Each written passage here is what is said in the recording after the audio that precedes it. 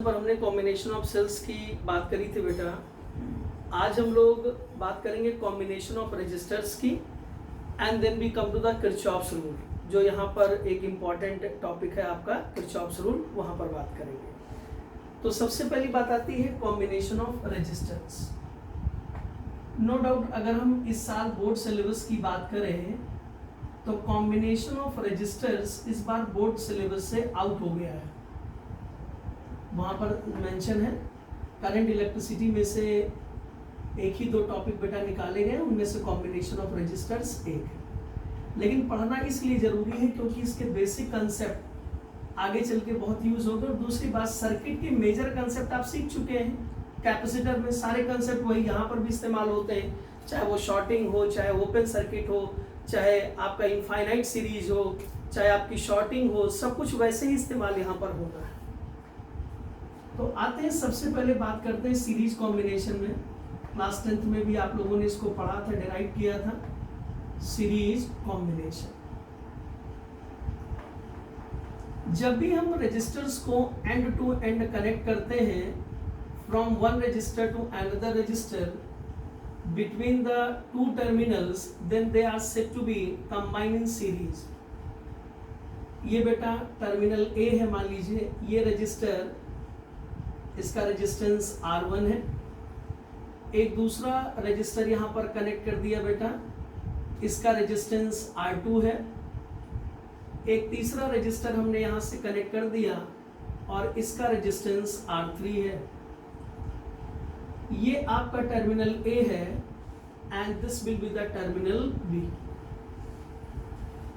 इस terminal A और B के अक्रॉस हमने यहाँ पर एक डीसी सोर्स लगा दिया।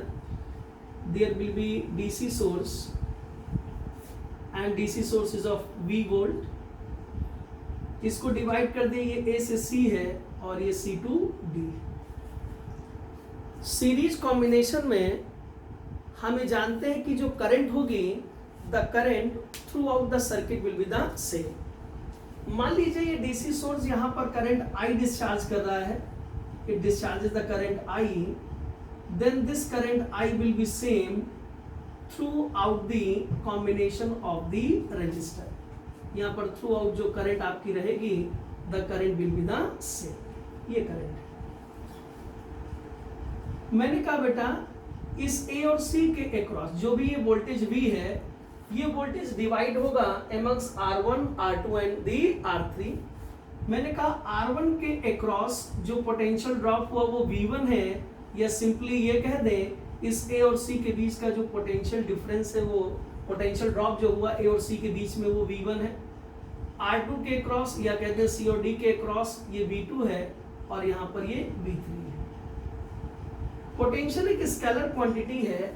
जो भी वोल्टेज ये V वोल्ट था यहाँ पर of the DC source, that will be available across these resistors as V1, V2 and the V3।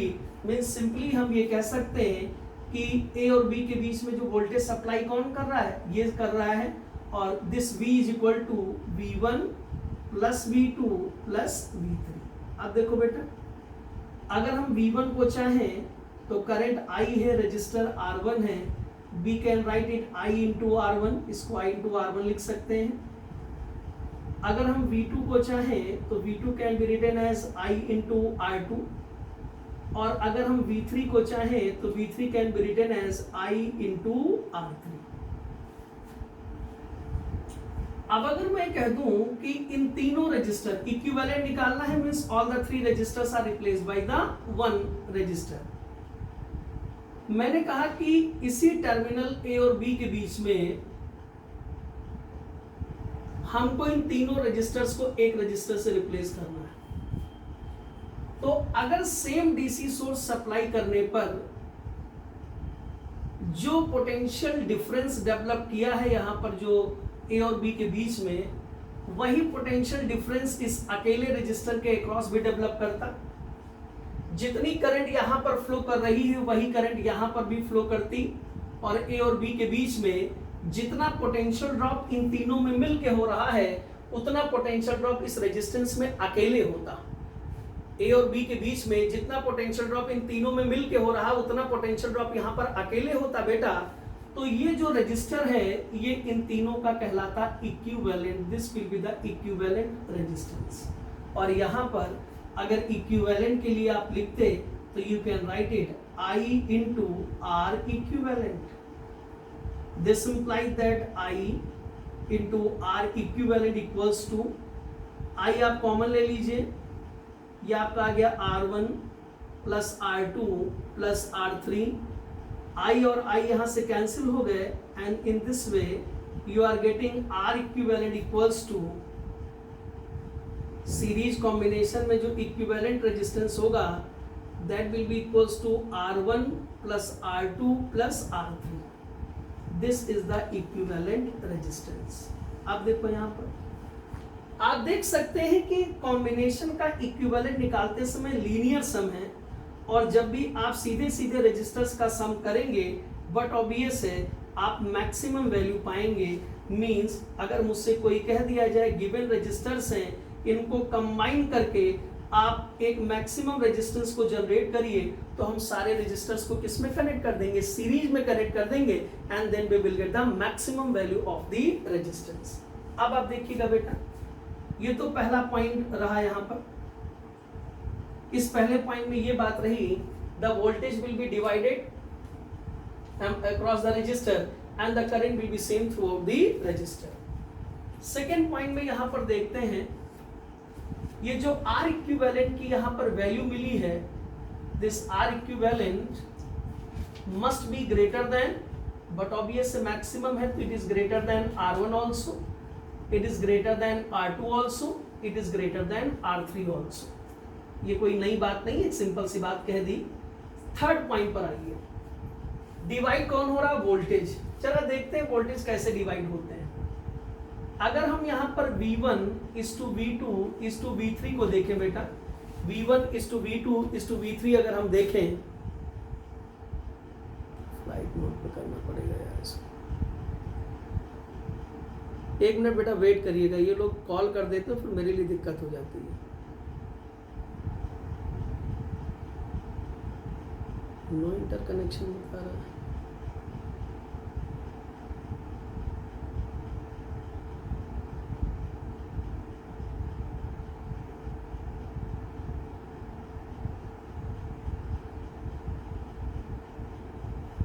Net चला गया क्या भाई?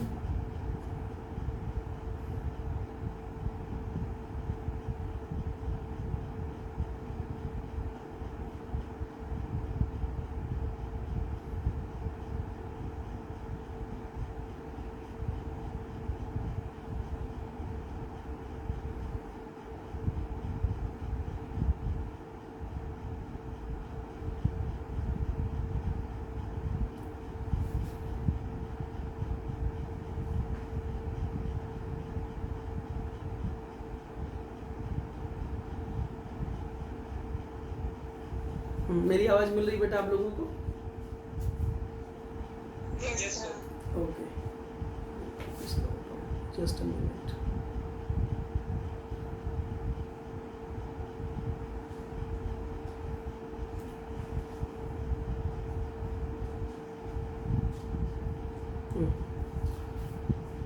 अब आते हैं यहाँ पर, तो मैंने कहा आवाज मिल रही बेटा? Okay, V1 is to V2 is to V3 देखते हैं पोटेंशियल यहाँ पर कैसे डिवाइड होते हैं। तो यहाँ पर अगर हम बात करें V1 is to V2 is to V3 is equals to V1 is IR1, V2 is IR2 and V3 is IR3। यहाँ पर आप देखो I और I ये कैंसिल हो गए एंड दिस इम्प्लाइज दैट यहाँ से मिल गया V1 is to V2 is to V3 is equals to R1 is to R2 is to R3, means potential are divided into the ratio of their resistances।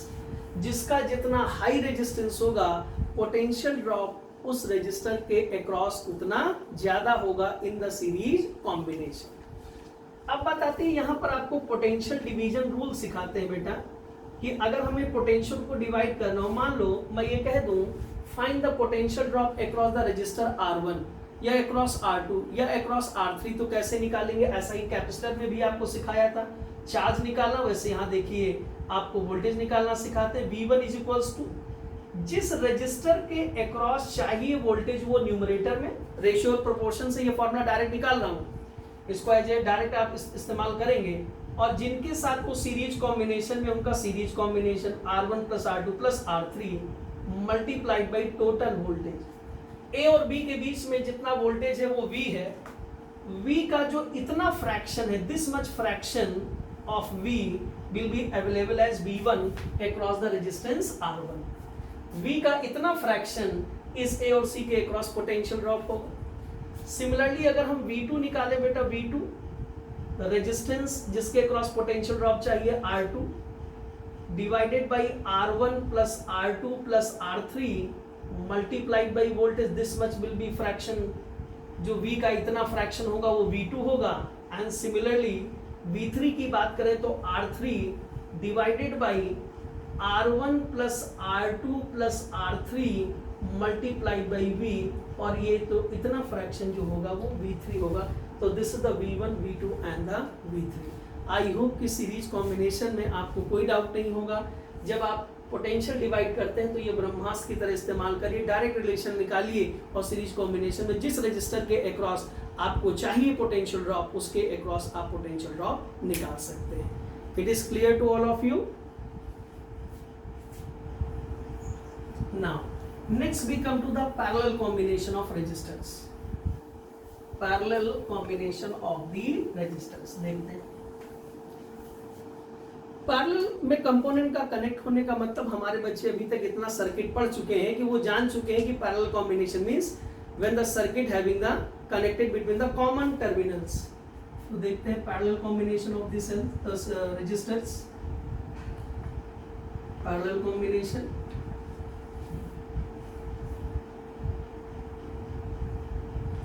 सातवीं class में present है Saumya Tripathi. Okay, आज हमको लगता है बेटा पहली बार आए हो लाइव क्लास में, शायद इससे पहले आए थे। ओके, नाउ यहां पर हमने 3 रजिस्टर्स ले लिए हैं, देयर द 3 रजिस्टर्स,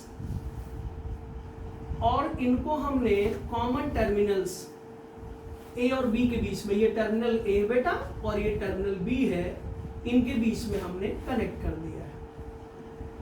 मोटे तौर पर एक बात हमारे सारे बच्चों को पता है कि अगर कॉमन टर्मिनल्स के बीच में आप कनेक्टेड हैं तो जितने भी कंपोनेंट्स कॉमन पोटेंशियल के बीच में कनेक्टेड हैं, कुछ भी हो जाए लेकिन उनके क्रॉस पोटेंशियल डिफरेंस हमेशा क्या रहेगा? सेम।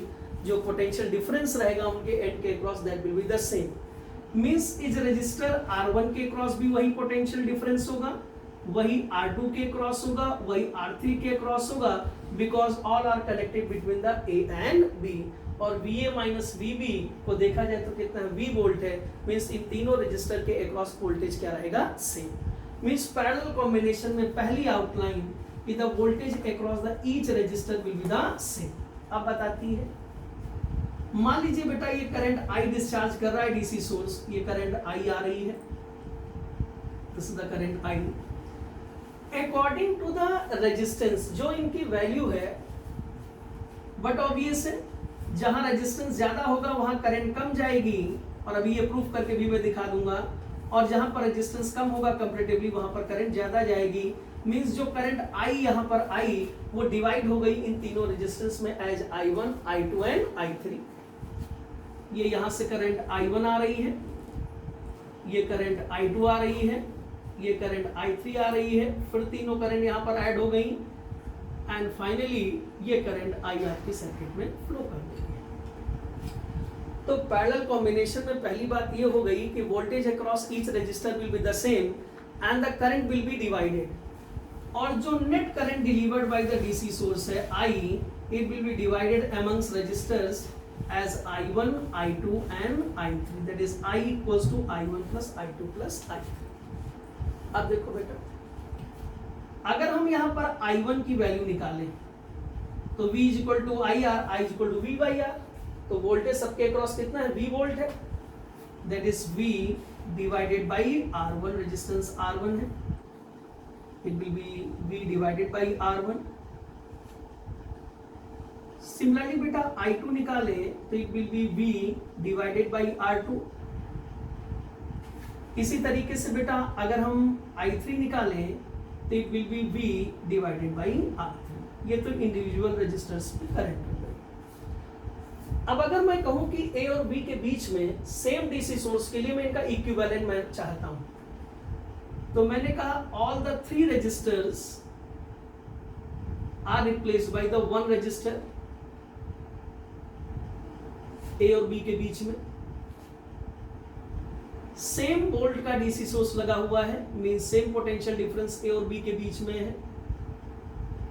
जितनी करंट ये तीनों, इन तीनों को वो डिलीवर कर रहा है I1, I2 और I3, जितनी करंट ये डीसी सोर्स उसी टर्मिनल ए और बी के बीच में इन तीनों को डिलीवर कर रहा है, उतनी करंट अगर इस रजिस्टर को वो अकेले डिलीवर करेगा, उतनी करंट उस रजिस्टर को उतना अकेले डिलीवर करेगा उसी वोल्ट के डीसी सोर्स पर, तो आप ये कहेंगे कि ए और बी के बीच में ये उनका आर इक्विवेलेंट कहलाएगा। इक्विवेलेंट ऐसे हवा में थोड़ी बोल देते हैं। Same performance given by the one agent equivalent to all these, then this is said to be the equivalent. ये इनका बेटा इक्विवेलेंट कहलाएगा। तो अगर मैं इक्विवेलेंट रजिस्टर के लिए यहां पर करंट लिखूं तो पोटेंशियल डिफरेंस तो यहां पर भी V है and V divided by R equivalent. जिस तरीके से सीरीज कॉम्बिनेशन में जो करंट इंडिविजुअल रजिस्टर में होती वही करंट इक्विवेलेंट में होती है, उसी तरीके से जो वोल्टेज यहां पर इंडिविजुअल रजिस्टर के अक्रॉस होगा वही वोल्टेज यहां पर इक्विवेलेंट रजिस्टर के अक्रॉस भी देखने को मिलेगा। अब आप देखिए ये आपका V अपॉन R इक्विवेलेंट आ गया, V अपॉन R इक्विवेलेंट, यहां से B कॉमन ले लीजिए, it is 1 upon R1, 1 upon R2 plus 1 upon R3। ये V और V यहां से कैंसिल हो गए और 1 upon R equivalent equals to आ गया बेटा 1 upon R1 plus R2 plus R3। 1 upon R equivalent equals to 1 upon R1 plus 1 upon R2 plus 1 upon R3। Reciprocals का सम आप पा रहे हैं, और अगर यहां पर आप रेसिप्रोकल्स का सम पा रहे हैं तो एक बात श्योर है कि जो R इक्विवेलेंट यहां पर आएगा इन द पैरेलल कॉम्बिनेशन, वो value minimum value of the combination होगी। मींस ये इतनी कम होगी, R इक्विवेलेंट की जो वैल्यू होगी वो बेटा इतनी कम होगी कि R1, R2, R3 में जो सबसे लीस्ट रेजिस्टेंस होगा ना, मान लो ये 2 है, ये 4 है, ये 6 है, तो ये जो 2 ओम है ना, R इक्विवेलेंट इस 2 ओम से भी कम आएगा। Means equivalent in the parallel combination comes smaller than the smallest value in the given registers. जो गिवन रजिस्टर्स हैं उसमें जो सबसे स्मॉलेस्ट वैल्यू होगी उससे भी कम होगा। Means it is less than R1 also, it is less than R2 as well as it is less than R3।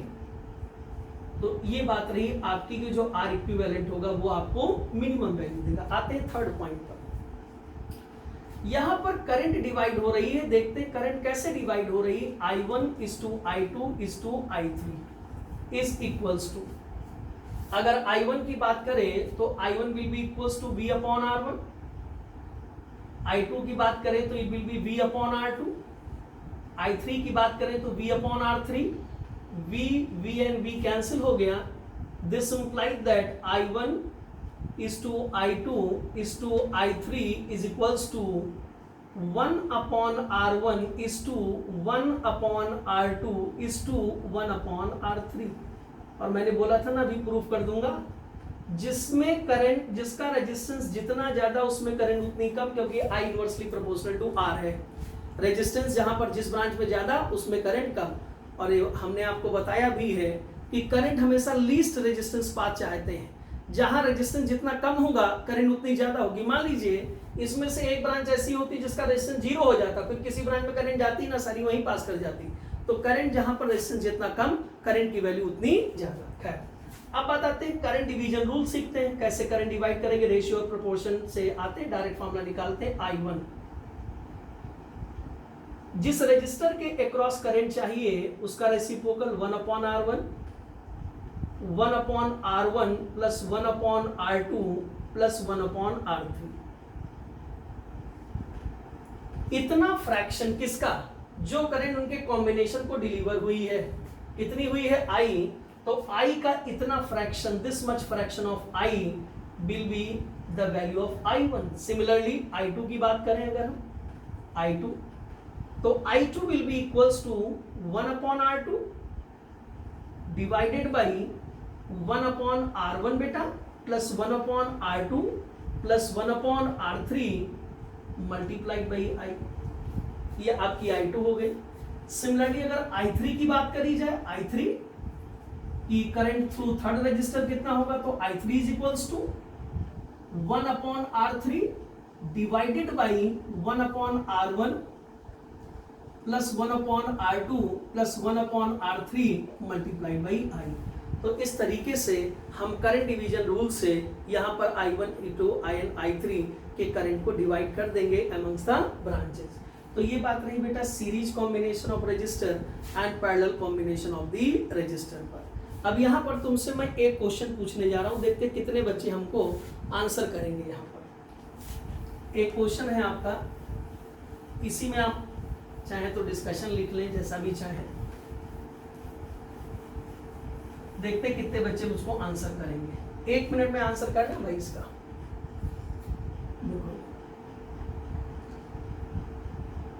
There are two registers R1 and R2. They are connected in series and parallel in turn. In turn का मतलब ये हुआ कि पहले मैंने उनको series में connect किया, ये R1 है और ये R2 है, एंड देन आफ्टर दैट मैंने इनको पैरेलल में कनेक्ट किया, they are connected in parallel. मैंने कहा सीरीज इक्विवेलेंट में हमने इनके इक्विवेलेंट को RS कह दिया, और पैरेलल का जो इक्विवेलेंट है इसको मैंने R पैरेलल कह दिया। I have plotted the graph of current versus voltage in both the cases. इस एक्सिस पर बेटा हमने V को प्लॉट किया है और इस एक्सिस पर हमने I को प्लॉट किया फॉर बोथ दिस कॉम्बिनेशन। इस कॉम्बिनेशन और इस कॉम्बिनेशन को साइमल्टेनियसली हमने IV का ग्राफ प्लॉट किया है। हमें 2 लाइंस मिलती हैं, ये A है और ये B है। Out of A and B which corresponds to the series combination and which corresponds to the parallel combination of resistors।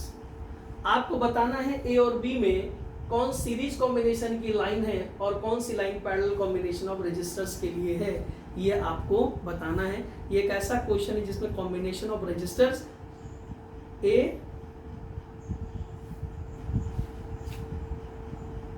ए होगा सीरीज कॉम्बिनेशन के लिए और बी होगा पैरेलल कॉम्बिनेशन के लिए। इनका ये कहना है, कोई ऐसा बच्चा है जो इसको करेक्ट करना चाहेगा? मेरे हिसाब से, शायद मेरे हिसाब से ये गलत है।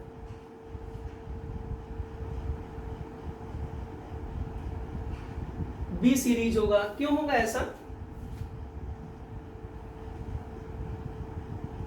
बिल्कुल सही बात है, यस। थोड़ी सी मिस्टेक संस्कृति कर गई आप, इसी बात को वार्न किया था मैंने V वर्सेस I ग्राफ बताते समय कि यू मस्ट सी दैट कि either the slope is given R, either the slope is given 1/R। ये देखना होगा आपको, ये V वर्सेस I नहीं, I वर्सेस V ग्राफ है। पहले तो ये श्योर करो ना स्लोप तुम्हें क्या दे रहा है।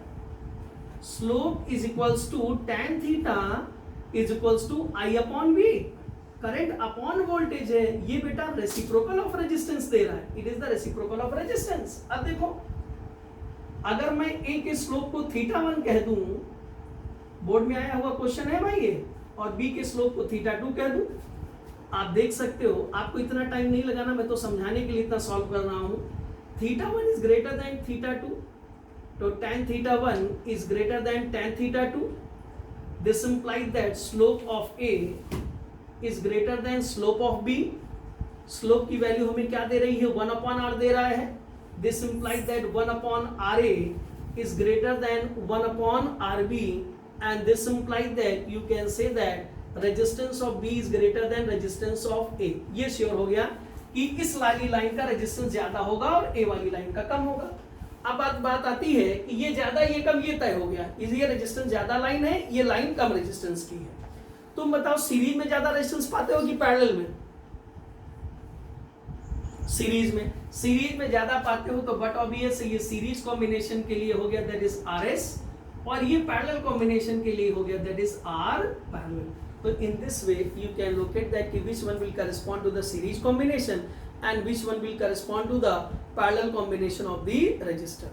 अब हम आते हैं बेटा इसी के आगे बात करते हैं किरचॉफ्स रूल पर, किरचॉफ्स लॉ की, जिसकी स्कूलों में सब आपको शिकायत रहती है कि सर क्या करें, कैसे करें, किस तरीके से हम यहाँ पर अप्लाई करें, वो आज आपको सिखाता हूँ मैं। हर एक छोटी बात, हर एक बड़ी बात यहाँ पर डिस्कस की जाएगी आपसे।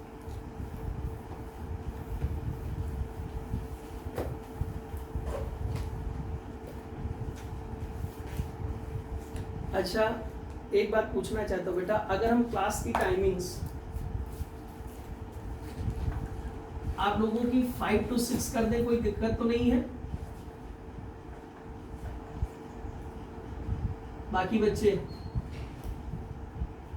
ठीक है, क्योंकि बेटा 11th वालों का थोड़ा क्लास कर रहा है इसमें। यस बेटा,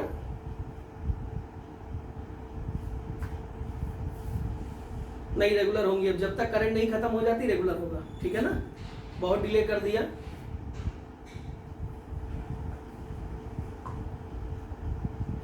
कौन बोले बेटा? कबीर। अच्छा, मैथ्स की कोचिंग किस टाइमिंग्स में होती है बेटा तुम्हारी? कबीर टाइमिंग्स बताओ मैथ्स की।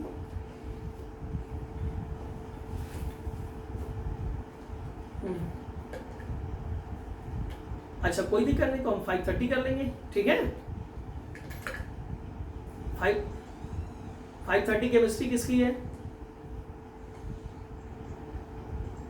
अर्चित। चलो अच्छा, फिर मैं दिखाता हूँ। तो फाइनली हम देखते हैं कि किस पर स्विच ओवर करें, 7 to 8 करें। चलो फिलहाल अभी इसी टाइम में। बहुत बढ़िया, बहुत बढ़िया। फिजिक्स छोड़ सब पढ़ लो तुम लोग। बहुत नहीं, तुम लोग एक काम करो, एक काम को बेटा फिजिक्स ना पढ़ो, छोड़ो, क्या करूँ पढ़ के इसको। सुबह अबे सुबह मेरी स्कूल में क्लास होती 4 घंटे, नौकर हूँ ना बेटा। चलो देखते हैं, अभी नहीं होगा तो बात करते हैं। फिलहाल अभी टाइम यही कंटिन्यू रहेगी, ज्यादा बहस करने कोई मतलब नहीं, यही टाइमिंग कंटिन्यू रखेंगे। सारी फ्लेक्सिबिलिटी हम ही से चाहना, बाकी किसी टीचर से कुछ न कहना। बात करते हैं बेटा junction rule, that is the first law of the Kirchhoff's. वैसे तो सिर्फ किरचॉफ्स ने Kirchhoff's rule for the electrical networks कहना चाहिए, बट इस चैप्टर में अंडरस्टूड है कि ये इलेक्ट्रिकल नेटवर्क्स के लिए ही है, that is the first law. और फर्स्ट लॉ को हम कहते हैं जंक्शन रूल। जंक्शन रूल देखते हैं भाई, जंक्शन रूल क्या कहता है। According to the junction rule, the algebraic sum of the current at a junction of an electrical network is equals to 0. According to the junction rule, the algebraic sum of the current at a junction of an electric network is equals to 0. मान लीजिए बेटा ये electric network का junction है, यहाँ पर इस branch में करंट आ रही है, यहाँ से इस ब्रांच में करंट आ रही है, यहाँ से करंट आ रही है। ये देखिए, अब मैं दिखाता हूँ। ये मान लीजिए करंट I1 है, ये करंट I2 है, ये करंट I3 है, ये करंट I4 है और ये करंट I5 है। इस जंक्शन से कुछ करंट ये मान लीजिए, और ये इलेक्ट्रिकल नेटवर्क की ब्रांचेस हैं। हमने किसी नेटवर्क में एक ले लिया पॉइंट को और वहां पर देखा ये करंट्स आपकी कुछ आ रही है, कुछ वहां से जा रही हैं। तो मैंने कहा तुम्हें बेटा एक कन्वेंशन लेना होगा। कन्वेंशन डिपेंड्स ऑन यू कि आप कैसा कन्वेंशन लेते हैं। फिलहाल हमने यहाँ पर ये कन्वेंशन लिया है कि जो हमारी इनकमिंग करंट्स हैं, इनकमिंग करंट्स इनकमिंग करंट्स को हमने पॉजिटिव लिया है और जो हमारी आउटगोइंग करंट है, आउटगोइंग करंट्स, उसको हमने नेगेटिव लिया है। आप इस कन्वेंशन को उलट के भी ले सकते हैं, डिपेंड आपके ऊपर करता है। According to the junction rule, the algebraic sum of the current at a junction of an electrical network is equal to 0, means according to the junction rule summation I is equal to 0। लेकिन ये ध्यान रहना है कि आपको convention consider करना होगा कि अगर आपने इनकमिंग करंट को पॉजिटिव लिया तो आउटगोइंग को नेगेटिव, और इनकमिंग को नेगेटिव तो आउटगोइंग को पॉजिटिव। जरा देखते हैं, I1 हमारी इनकमिंग करंट है, दैट इज I1 पॉजिटिव है, इनकमिंग करंट I1 पॉजिटिव है, प्लस I2 इनकमिंग करंट है, ये भी पॉजिटिव है। I3 यहां से आउटगोइंग है, माइनस I3 है। I4 इनकमिंग है बेटा, प्लस I4 है।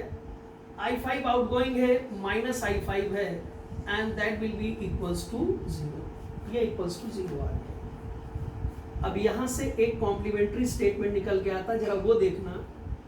I1 plus I2 plus I5, I1 plus I2 plus I5 is equals to I1 plus I2 plus I4, not I5, I4 is equals to I3 plus I5। अगर आप देखें बेटा तो यहाँ पर ये जो करंट दे रखी है, क्या हम देख सकते हैं ये सारी की सारी हमारी इनकमिंग करंट्स हैं या नहीं है? Therefore you can say that it is the summation of incoming currents, it is the summation of incoming currents is equal to summation, ये उस जंक्शन से जाती हुई करंट है, इसीलिए समेशन ये I इनकमिंग हो गया और ये समेशन क्या हो गया, I आउटगोइंग। मींस एक बात और समझ में हमारे आ जाती है, जो अप्लाइड रूल है बेटा वो यही है कि summation of incoming current equal to the summation of outgoing current. ये तो केवल सिर्फ एक स्टेटमेंट है, simply you can say that the summation of incoming current equal to summation of outgoing current. तो according to the junction rule, the algebraic sum of the current and junction of an electrical network equal to 0, या हम इसका complementary statement कह दें कि sum of the incoming current at a junction of an electrical network is equal to the sum of outgoing current from the junction. ये एक बात रही। अब आती, चूंकि ऑब्जेक्टिव का जमाना है, ऑब्जेक्टिव क्वेश्चन खूब बनते हैं, आपसे ये क्वेश्चन पूछा भी जाता है, आईएससी में तो कई बार आ चुका। डिस्कशंस बात करते हैं। डिस्कशन में पहला पॉइंट है कि लूप रूल किस लॉ को फॉलो करता है, सॉरी जंक्शन रूल। तो junction rule is in accordance with the law of conservation of charge. Junction rule जो है बेटा, it is in accordance with the law of conservation of charge. मतलब incoming charge at a junction is equal to outgoing charge, conservation of charge. Means यहां पर इसका ये मतलब है charge can not be created not destroyed. ये conservation of charge के according यहां पर वर्क करता है। देखिए कैसे, जरा जो इक्वेशन आपने यहां पर लिखी थी वो देख लीजिए। I1 plus I2 plus I4 is equal to I3 plus I5। ये summation of incoming current equal to था समेशन ऑफ आउटगोइंग करंट। जरा इसमें T से मल्टीप्लाई कर दीजिए। I1 into T plus I2 into T plus I4 into T is equal to I3 into T plus I5 into T. T से multiply कर दिया। ये बताओ I इंटू टी चार्ज होता है ना बेटा, this will be Q1, this will be Q2, charge in the second branch, this will be charge in the fourth branch, that is Q4, ये आपका हो गया Q3, and that will be equals to Q5 also। और यहां से यहां पर आपने लिख दिया summation of incoming charge at the junction. जितना sum of incoming charges at the junction होगा, that will be summation Q outgoing at the junction। Sum of incoming charges at the junction is equal to the sum of the outgoing charges from the junction। इस तरीके से summation Q incoming equal to summation of Q outgoing। तो इस तरीके से आपने कहा कि the loop rule is in accordance with the law of conservation of charge। अब देखिए बेटा, एक न्यूमेरिकल के जरिए आपको एक छोटी सी बात समझाने की कोशिश है कि कैसे हम लूप रूल अप्लाई करें। कई बार खासकर जेई में तो नहीं कहेंगे, लेकिन पीएमटी में इस तरीके का ऑब्जेक्टिव भी दे चुका है जो बड़ा आसान होता है। मैं देखता हूँ कितने बच्चे हमारे करंट की वैल्यू निकाल के हमें यहाँ पर दिखाएंगे, वो देखना है।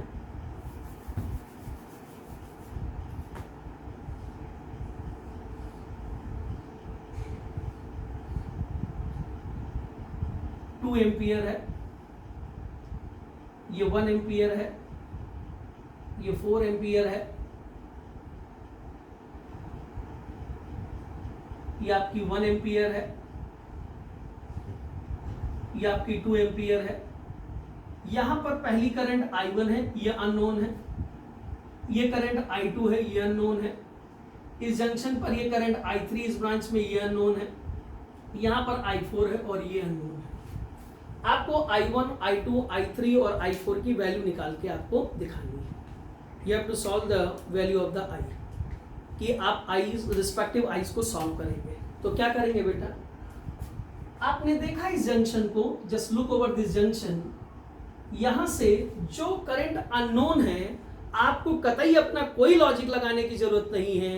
वो इनकमिंग होगी या आउटगोइंग होगी, you will not decide by yourself. उसका जो साइन आएगा सॉल्व होने के बाद, वो अपने आप डिसाइड करेगा उसको। आपको नहीं डिसाइड करना उसमें कि इनकमिंग होगी कि आउटगोइंग होगी। हमने इस जंक्शन पर लगाया junction rule, 2 ampere incoming current है जो नोन है केवल उसके साथ, +2, 1 इनकमिंग है +1, ये I1 है, एज इट इज I1 लिख दिया, and that will be equals to 0। जब बच्चा यहां पर सॉल्व किया इसको, तो I1 इज इक्वल्स टू बेटा कितना पाया हमने, I1 इज इक्वल टू पाया -3 एम्पियर। चलो ये बताओ सात्विक, ये माइनस साइन ने क्या डिसाइड किया यहां पर, करंट। ध्यान रखना माइनस साइन किसके लिए हमने कहा, इनकमिंग को पॉजिटिव लिया तो आउटगोइंग निगेटिव होगा ना, तो the current will B outgoing. ये जंक्शन है, इस जंक्शन से करंट आउटगोइंग, और ये तुमने दिखा दिया this will be 3 ampere current. Got it और नॉट? अब इसको सॉल्व कर लो तो वही आएगा, ठीक है ना। अब आ जाओ, अगला कौन बताएगा मुझे, संस्कृति। चलो बताओ I2 की वैल्यू क्या होगी, ध्यान देना। ये जंक्शन देखिए पहले, माइनस, हाँ आउटगोइंग -1, बिल्कुल सही कहा, ये सर -1 हो गया। ये भी आउटगोइंग है, -4 हो गया। I2 पता नहीं, +I2 इज इक्वल टू 0, और यहां से बच्चा जब I2 निकाला तो I2 is equal to how much, I2 will be equals to 5 ampere. ये 5 एम्पियर आ गया I2 5 एम्पियर आने का मतलब क्या हुआ, इनकमिंग की outgoing. Very good, incoming means कहने का मतलब ये हुआ कि I2 करंट यहाँ पर इनकमिंग है, मींस ये 5 एम्पियर उस जंक्शन पे आ रही है, इस तरीके से। सानिया अग्रवाल, सानिया प्रेजेंट है क्लास में? चलो बेटा अगला तुम बताओ, I3 बताओ मुझे। ये देखो I3 बताओ बच्चा,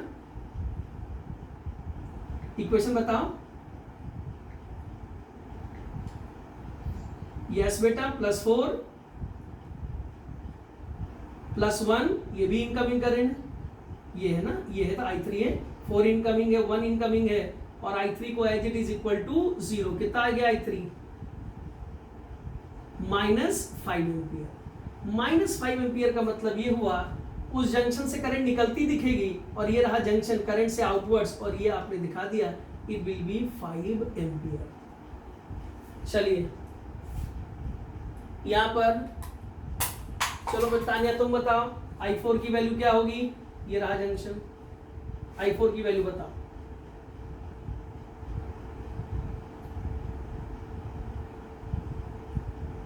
+1, अरे बेटा ध्यान देना, इस जंक्शन से ये 1 आउटगोइंग है, इस जंक्शन पे निकालोगे ना I4, ये देख रहे हो, इस जंक्शन से 1 एम्पियर आउटगोइंग है, इट विल बी -1, 2 इनकमिंग है, +2 plus I4 is equal to 0। I4 कितना आएगा, -1 आएगा, दैट इज -1 का मतलब ये हुआ इस जंक्शन से करंट -1 मींस आउटगोइंग होगी। और आप देख दो 2 एम्पियर आ रही थी, 1 इधर चली गई, 1 इधर चली गई, और इस तरीके से आपने रिजल्ट को सेटिस्फाई कर दिया। तो ये बात रही कि हम कैसे जंक्शन रूल को अप्लाई करें। बड़ी आसान सी बात थी, बस आपको बता देने पर यह हुआ कि जो फंडामेंटल मिस्टेक आपसे कमिट होती एटलीस्ट वो अब आपसे नहीं होने को पाएगी। अब हम आते हैं लूप रूल पर।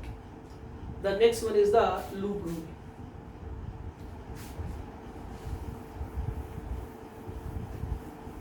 यहां तक किसी को कोई डाउट तो नहीं है?